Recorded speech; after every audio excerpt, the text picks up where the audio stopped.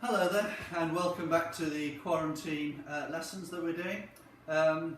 Just in answer to a quick email that I had in terms of a suggestion for a video, how do I improve the quality of strike around the green on my chip shots?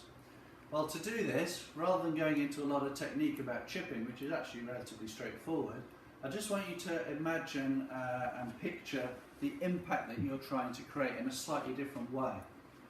The problem with chipping and shots around the green is the brain is using the logical side of itself to try and get you to elevate the golf ball.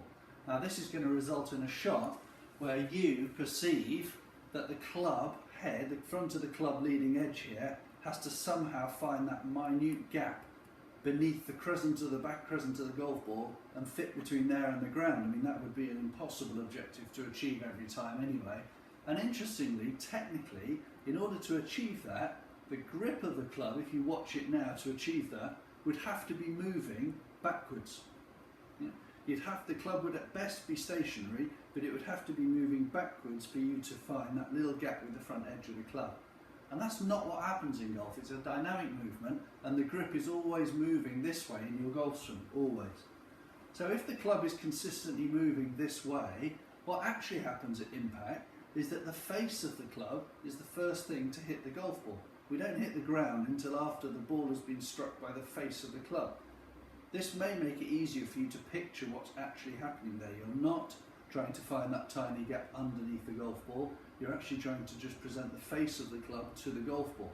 And the loft on that face, which is not your concern, will determine how far and how high it goes. Another way to think of it, good analogy this, is that if you were in a swimming pool now, up to your waist in water, and wanted to splash someone who was 5 yards away from you, how would you do it? I guarantee you that every one of us, rather than trying to pick up water in our hand and throw it towards the person, would actually just get their hand and hit it hard down onto the surface of the water. This will project a jet of water to the person you're trying to splash.